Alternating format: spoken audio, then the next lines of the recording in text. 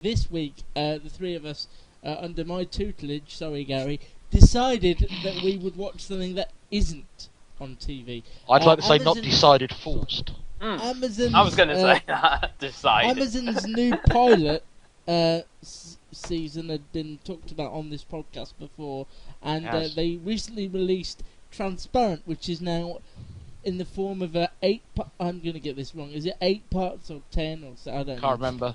It's a new series starring the brilliant Jeffrey Tambor from the equally brilliant Arrested Development, and it's from the writer of, whose credits include 6 Feet Under. It is basically about a transgender. Again, I'm going to get this wrong. A man who wants Help to me. be a woman. And the consequences that has as it I think ricochets is he across his family. transvestite because he's not had the operation.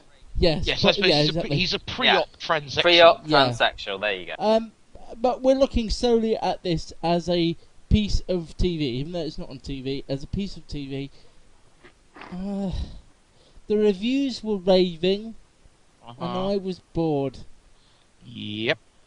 I can see that this is mostly about a dysfunctional family. This is it's a blackish comedy. There's no laugh out loud moments. No. It's one of those descriptive comedies where you find humour in the situation rather than the characters. And as you say, Jeffrey Tambor is the kind of the head of the family. He's got 2 daughters and a son, all of who lead very strange hippie-like lifestyles, but are quite judgmental about him. He invites them round for a family to try and tell them something, and they all assume it's cancer. So they pester him into saying, what's wrong with you, and he bottles it. And you find later on via a scene in what must be some sort of therapy self-help group that he's actually a pre-op transsexual transvestite. And at the end of the first episode is his eldest daughter catching him at his house while she's reuniting with an ex-lesbian lover. Mm-hmm. And to me, I should have switched off at that point and gone, no more. You could have, had I not said what's the next one. Luke tried to get me to watch the next one, which I was did nothing as well. which was nothing short of an orgy. But what about the episode? Every 5 minutes. That's why he's there been was- talking to all these Facebook friends. Yeah, Yeah, not Facebook friends. cleansing my mind. I found no interest in any of the characters. No. I No. didn't find anybody redeeming. I found most of No. the characters deplorable, including the Yeah. the bloke, who upon hearing that his girlfriend is pregnant, immediately goes to the "Is it mine?" Yeah. Before moving on to the we never Everyone did have else to is talk about. sleeping around in it, aren't they? So Well, that's the thing. But suddenly he goes, "Is it mine?" And then when she says it is, and you scumbag, she goes, "Well, we never did have the talk," which implies that he's sleeping around, which we know he is because we saw it in episode 1. And it was someone else. Please go ahead. Okay. If you've not seen it, I just want Shall to I say this go, quick, or Matt. you- I want to just say this quick, Matt, while it's on my mind. If you've not seen this and you are only going off Gary's description, which is spot on in my opinion, you might be interested to know that the writer, she compared this in an interview with the Radio Times to Coronation Street. yeah, I read that. I'm fairly sure my grandmother, who God rest her soul, free. I missed that one where Kevin Webster. Yeah. Yeah. What I will say is that he does establish in that first episode, the Jeffrey Tambor character, that all of his kids are really, really selfish. So they are unlikable people, but that means we don't like them, so we don't want to follow them. And I mean, I thought Jeffrey Tambor's performance was amazing. I thought every scene he was in was great, and I would have liked a show solely about his character and, this guy who's lived all of his life, not being who he wants to be, finally embracing it. But we have to follow all these sort of selfish children, as Gary said, are completely unlikable. And the only moment I laughed was the bit with the geese. I found that quite funny. Yeah.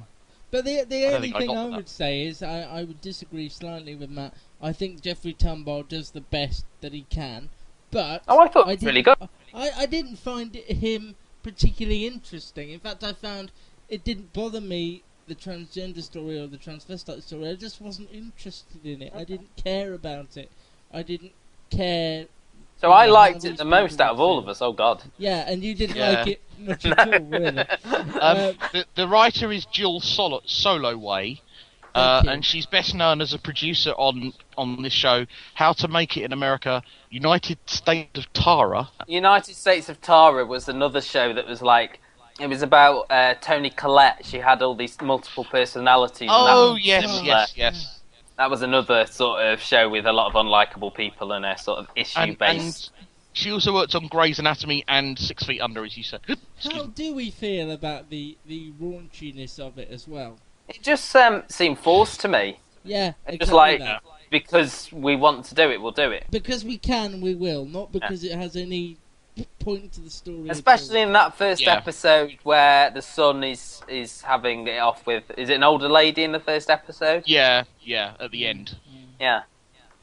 To me, the scene that did it, I think, was when the younger sister is having sexual relations with the trainer. Yeah. Let's And it's just get like- let everybody at it. Let's Yeah. just, Yeah. you know. And to me, it was just like completely unnecessary. I hate you forever I just for making thought me watch maybe Amazon had. I thought maybe Amazon would give them a low budget for clothes. that. Yeah, maybe. Yeah. I don't know. Oh, Tambor wasted it all on them dresses he wears. Yeah. Well, that's right. Yeah, he had the better He went to Sears or Macy's or whatever and blew the budget on dresses.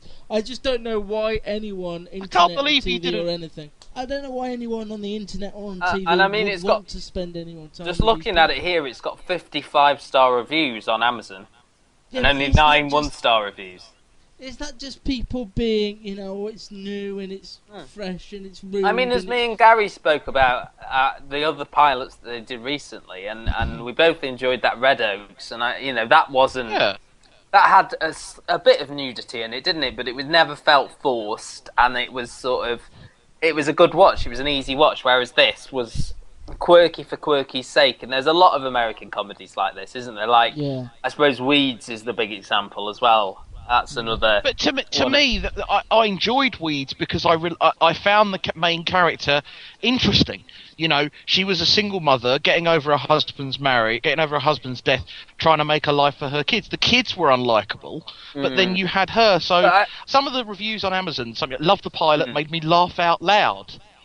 What? Yeah. Excellent story about sexuality and gender. I mean, I would say, in its defence, I think the story about the Jeffrey Tambor character, I think, is a solid one.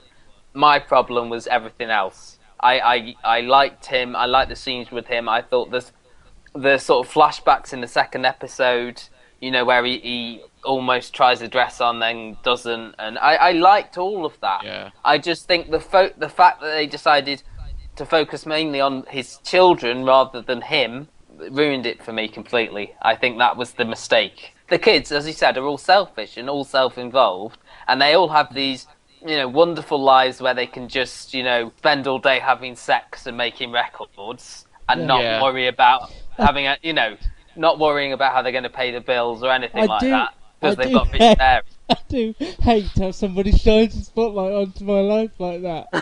And then, Drove me well, mad. at 3, they all go to Kenya, so...